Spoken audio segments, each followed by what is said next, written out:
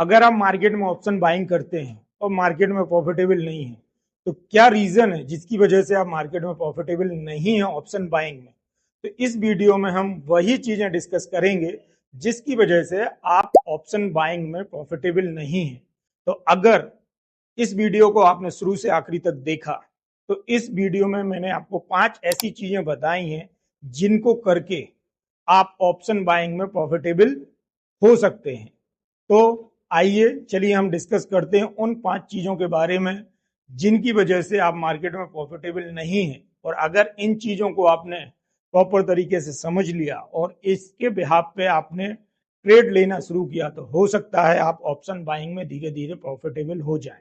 तो गलतियां करने से अगर आपको बचना है तो ये वीडियो शुरू से लेके आखिरी तक देखें, और तब आपको समझ में आएगा कि हाँ, मैं ये गलती करके मार्केट से लॉस ले रहा था, तो अब मुझे ये गलती नहीं करनी है, जिसकी वजह से मैं मार्केट में ऑप्शन बाइंग करके अच्छा खासा पैसा मार्केट से बना सकता हूं। तो चलिए आइए समझते हैं उन 5 चीजों के बारे में जो मेजर रीजन है या मेजर बड़े बड़े कारण हैं जिनकी वजह से ऑप्शन बायर मार्केट में पैसा लूज कर देते हैं। तो चलिए आइए समझते हैं पहला कारण।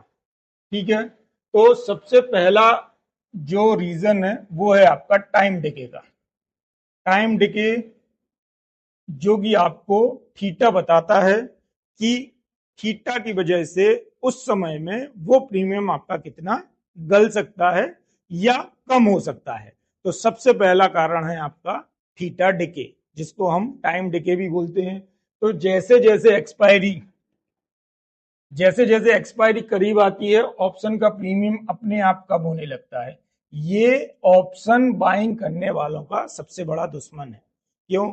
क्योंकि आपने जो ऑप्शन लिया है वो एक कॉन्ट्रैक्ट नोट के साथ आता है, और जैसे जैसे उसकी डेट पास आती जाती है वैसे वैसे वो कम होता जाता है।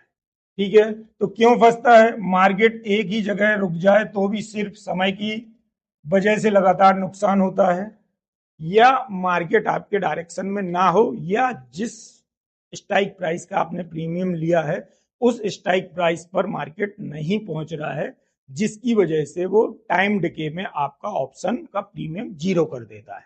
ठीक है, तो सबसे बड़ा रीजन है आपका टाइम डिके या थीटा डिके, जो पहला कारण है। इसके बाद हम दूसरे कारण पर डिस्कस करेंगे कि दूसरा ऑप्शन बायर का सबसे बड़ा दुश्मन कौन है। तो दूसरा सबसे बड़ा है साइडवेज मार्केट में। अगर मार्केट आपका साइडवेज रहता है तो उस समय भी थीटा डिके बहुत तेजी से होता है, जिसकी वजह से आपका प्रीमियम बहुत जल्दी से गलता है। तो ऑप्शन बायर का पैसा बनाने का लिए हमेशा तेज और बड़ा मूवमेंट चाहिए, लेकिन आप देखोगे कि 100% में से 60% मार्केट हमेशा आपको साइडवेज दिखेगा, 40% मार्केट ही आपका अप ट्रेंड और डाउन ट्रेंड में रहता है। तो इसलिए फंसते हैं हम कि मार्केट 70% एक ही रेंज में फंसा रहता है, वहां बायर बार बार एंट्री लेकर अपना प्रीमियम गलाता है। ये सबसे बड़ा और दूसरा कारण है आपका ऑप्शन में लॉस करने का। ठीक है, तो अब हम चलते हैं तीसरे कारण पे कि ओटीएम का लालच। लोग क्या करते हैं? ओटीएम का प्रीमियम खरीद लेते हैं, जिसकी वजह से क्या रहता है कि जब मार्केट वहां तक नहीं पहुंच पाता है तो उसकी वजह से वो ओटीएम का प्रीमियम आपका जीरो हो जाता है। इसीलिए ओटीएम के प्रीमियम जो रहता है ना, वो भले आपको सस्ता मिले, लेकिन प्रॉब्लम वही आती है, अगर ओटीएम का प्रीमियम आपने खरीदा है और एक्सपायरी तक वो अगर उसके पास नहीं पहुंचा या उसकी रेंज से ऊपर चलना शुरू नहीं हुआ, तो ओटीएम पे जो भी पैसा या जो भी प्रीमियम आपने मार्केट में दिया है वो आपका जीरो होने की पॉसिबिलिटी बहुत ज्यादा रहती है। ठीक है, तो क्यों फंसते हैं इसमें? इसके एक्सपायरी की जीतने की संभावना 10% से भी कम होती है। जीरो टू जीरो के चक्कर में सब जीरो हो जाता है। इसीलिए आप अगर ऑप्शन बायर हैं तो ज्यादातर समय एट द मनी या इन द मनी के प्रीमियम में काम करें, ओटीएम का प्रीमियम लेने से बचें। ठीक है, तो चौथी, इसके बाद हम चलेंगे चौथे रीजन पे। तो चौथा रीजन है आपका वोलेटिलिटी का गिरना, मतलब आईवी क्रैश हो जाना। ऑप्शन के प्रीमियम के प्राइस में इम्प्लाइड वोलेटिलिटी का बहुत बड़ा रोल होता है। इसकी वजह से भी ऑप्शन बायर हमेशा ज्यादातर लॉस ही लेते हैं। तो क्यों फंसता है? बजट या रिजल्ट जैसे बड़े बड़े इवेंट खत्म होते ही आईबी अचानक गिर जाती है, आईबी क्रैश हो जाती है, जिससे मार्केट सही दिशा में जाने पर भी लॉस हो जाता है। मतलब आईबी का क्रैश होना भी एक ऑप्शन बायर के फेवर में नहीं होता है।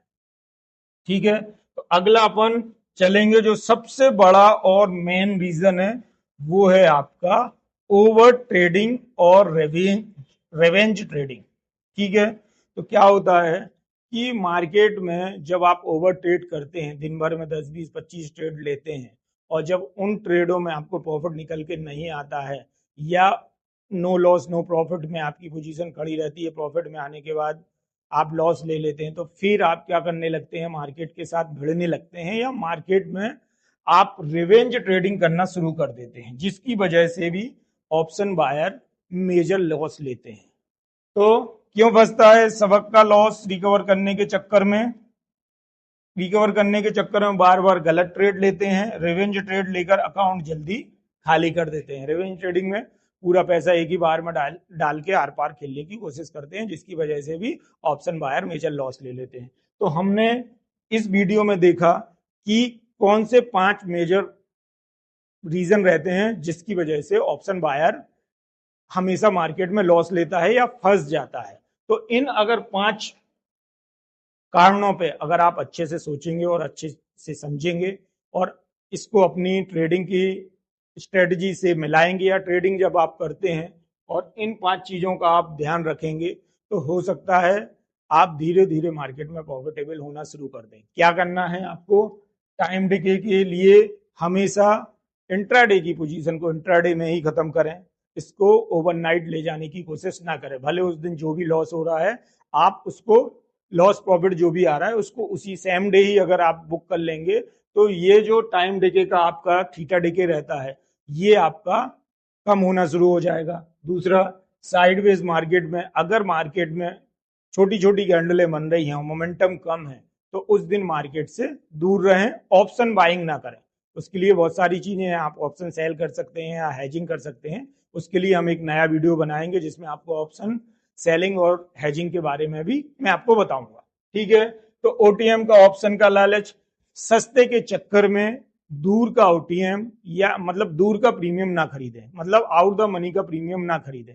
सस्ता भले मिलेगा लेकिन उसमें सबसे ज्यादा रिस्क रहती है। क्यों? क्योंकि वो अगर उस समय तक उस प्रीमियम के मतलब उस स्ट्राइक प्राइस के ऊपर चलना शुरू नहीं हुआ, तो आपको हो सकता है इसमें भी मेजर लॉस लग जाए, या फिर वो आपका एक्सपायरी के दिन 0 हो जाए। ठीक है, तो वोलेटिलिटी, आईबी, जब हमेशा आईबी को चेक करते रहें, जैसे ही आईबी क्रैश करती है वैसे ही आप मार्केट से दूर हो जाएं या ऑप्शन बाइंग के लिए ट्रेड ना डालें। ठीक है, अब आखिरी 5वां जो है वो है आपका ओवर ट्रेडिंग और रिवेंज ट्रेडिंग।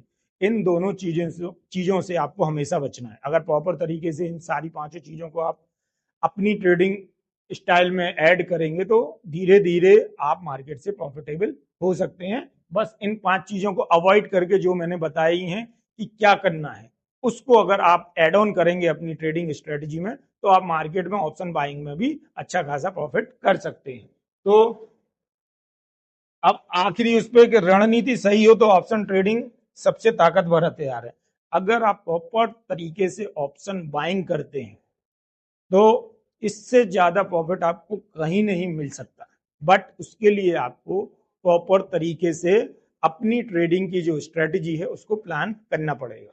ठीक है, तो हमने इस वीडियो में ऑलरेडी देखा कि किन 5 चीजों की गलतियों की वजह से ऑप्शन बायर हमेशा मार्केट में लॉस करते हैं। तो अगर आप ऑप्शन ट्रेडिंग करते हैं और ऑप्शन बाइंग करके मार्केट से अच्छा खासा पैसा बनाना चाहते हैं, तो इन 5 चीजों को हमेशा अवॉइड करें और प्रॉपर तरीके से अपने सेटअप पे ट्रेड करें, जिसकी और ऑप्शन बाइंग में अगर आपको प्रॉफिटेबल होना है तो प्रॉपर स्ट्रेटजी के साथ, सही प्लानिंग के साथ ही मार्केट में आप प्रॉफिटेबल हो सकते हो। तो अगर ये वीडियो पसंद आया हो तो वीडियो को लाइक करें, चैनल को सब्सक्राइब करें और बेल आइकॉन का बटन दबा के रखें, तो ऐसे ही कंटिन्यू आपको एजुकेशन पर्पस की वीडियो आपको कंटिन्यू मिलते रहेंगे। Thank you.